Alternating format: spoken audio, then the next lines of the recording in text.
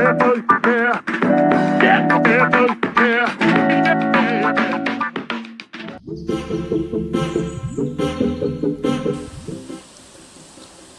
Everyone, chemical changes के बारे में देखते हैं। तो लिखा है, देखिए, केमिकल चेंजेस जो हैं वो हमारे जीवन में बहुत ही महत्वपूर्ण होते हैं।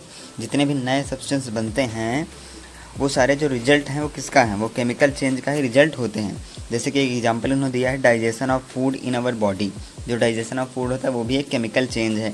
राइपनिंग ऑफ फ्रूट्स, फलों का पकना, फर्मेंटेशन ऑफ ग्रेप्स का पकना, ठीक है, उनका जो सड़ना, उनकी जो ग्रेप्स की जो चीज़ें बनाई जाती हैं दूसरी वो होना, ये सब क्या है, chemical changes happen due to series of chemical. एक सीरीज होती है केमिकल चेंजेस की। जैसे कल हम लोगों ने पिछली वीडियोज में जो हमने देखा था, जब हमने देखा था कि एक टेस्ट ट्यूब होगी और उसमें हमने विनेगर और बेकिंग सोडा मिलाया था, दूसरी टेस्ट ट्यूब में जाके कार्बन डाइऑक्साइड थी, लाइम वाटर से निकाला था, तो उसमें टोटल कितनी रिएक्शंस हम लोगों ने करी थी, वो 2 रिएक्शन थी, ठीक है। तो इसी तरीके से जो ये चीज़ें बताई जा रही हैं इनमें 2 नहीं, इनमें एक सीरीज होती है केमिकल रिएक्शंस की, ठीक है।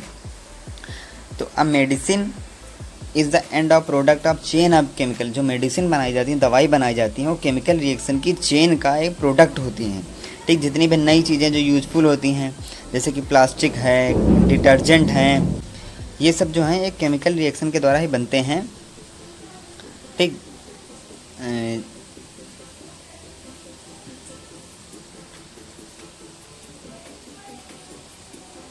आप कह रहे हैं कि एक जब केमिकल रिएक्शन होती है, केमिकल चेंज होता है, तो इसमें कुछ चीज़ें ज़रूरी हैं जो साथ में रहती हैं। देखिए, अब यहाँ पे कुछ पॉइंट दिए गए हैं, इनको आपको देखना है। नंबर फर्स्ट पे देखिए दिया गया है, हीट, लाइट और any other radiation.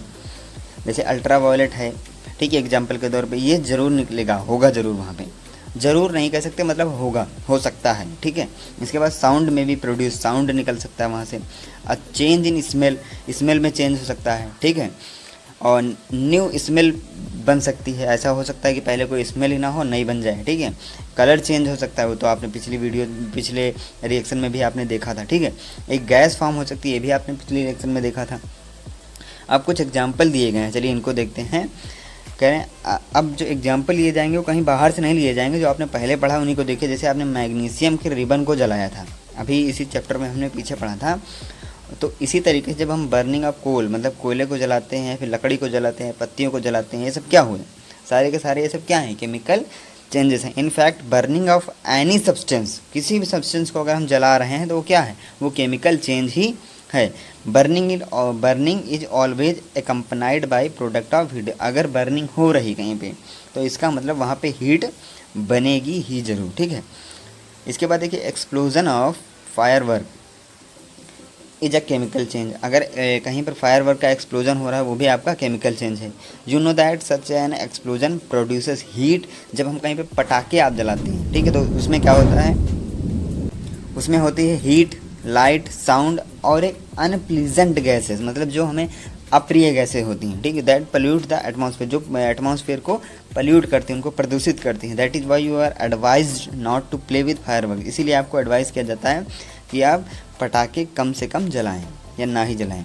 One food gate spoiled, जब फूड गिर जाता है, ख़राब हो जाता है या फिर रखे रखे बहुत दिन रखा रहता है, तो एक इसमें अजीब तरह की स्मेल आती है, ठीक, foul smell. Shall we call this change a chemical. क्या हम इसको केमिकल चेंज कह सकते हैं? बिल्कुल कह सकते हैं, क्योंकि उसमें कुछ ना कुछ केमिकल या फिर नए फॉर्मेशन हुआ होगा किसी नए सब्सटेंस का, तभी उसमें एक स्मेल आ रही है, तभी उसमें उसका कलर चेंज हुआ है, ठीक। आपने देखा होगा कि एक एप्पल की जब स्लाइस होती है, एप्पल की एक स्लाइस होती है, जब उसको काट के रख देते हैं तो वो ब्राउन कलर की हो जाती है। क्यों? क्योंकि उस पर नए सब्सटेंस उसके ऊपर इकट्ठा हो जाते हैं, ठीक। अगर आप ये नहीं देखा तो कह रहे हैं कि इसको करके देख लीजिए यहाँ, ठीक। अब इसी एक्टिविटी को, जैसे आपने एप्पल को काटा, इसी तरीके से आप पोटैटो को काटिए, ब्रिंजल को काट के रखिए। इनमें भी जो कलर चेंज हो रहा है वो किसकी वजह से हो रहा है? Due to formation of new substances. अब पूछ रहे हैं क्या ये सब जो हैं और are not these changes chemical changes, क्या ये जो चेंजेस हैं केमिकल चेंज नहीं है? बिल्कुल केमिकल चेंज ही हैं, ठीक है। In chapter 5 you neutralised N acid with a base. आपने चैप्टर 5 में न्यूट्रलाइजेशन का एक टॉपिक भी पढ़ा था, उसमें आपने देखा था एसिड जाके बेस को न्यूट्रलाइज कर देता है। तो क्या वो केमिकल चेंज था? बिल्कुल वो केमिकल चेंज था, ठीक है।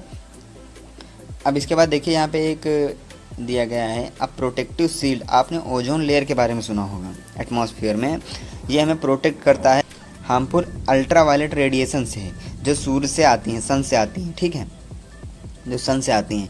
ओजोन एब्जॉर्ब कर लेती है इस रेडिएशन को और उसको ऑक्सीजन में तोड़ देती है, तो ऑक्सीजन तो हमारे लिए फ़ायदेमंद हो जाती है, इसलिए ओजोन लेयर जो है वो हम लोग के लिए फ़ायदेमंद होती है। तो क्या ये जो तोड़ती है, वो जो रिएक्शन, जो रेडिएशन उससे सन से आ रहे हैं, ओजोन लेयर इसको ऑक्सीजन में तोड़ रही है, तो क्या ये एक केमिकल चेंज हुआ? बिल्कुल ये केमिकल चेंज हुआ,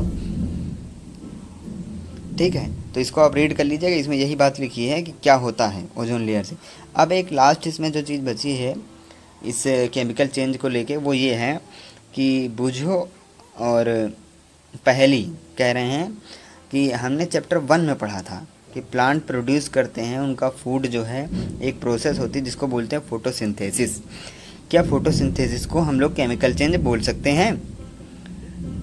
तो आप ये बताइए, बोल सकते कि नहीं बोल सकते हैं? बिल्कुल बोल सकते हैं फोटोसिंथेसिस को केमिकल चेंज। इसके बाद दूसरा क्वेश्चन इसमें कहा गया, पहली said that even digestion is a chemical. बिल्कुल डाइजेशन, अभी हमने पीछे पड़ गए हम लोग। तो आपका केमिकल चेंज का टॉपिक यहाँ पे ख़त्म होता है। इसके बाद जो हमारा टॉपिक होगा वो होगा रस्टिंग ऑफ आयरन, थोड़ा सा इंपॉर्टेंट टॉपिक होगा और ये आप लोगों के लिए थोड़ा सा इंटरेस्टिंग टाइप का भी होगा। तो इसको नेक्स्ट में देखेंगे, तब तक इतने का आप नोट्स बना लीजिए और समझ लीजिए।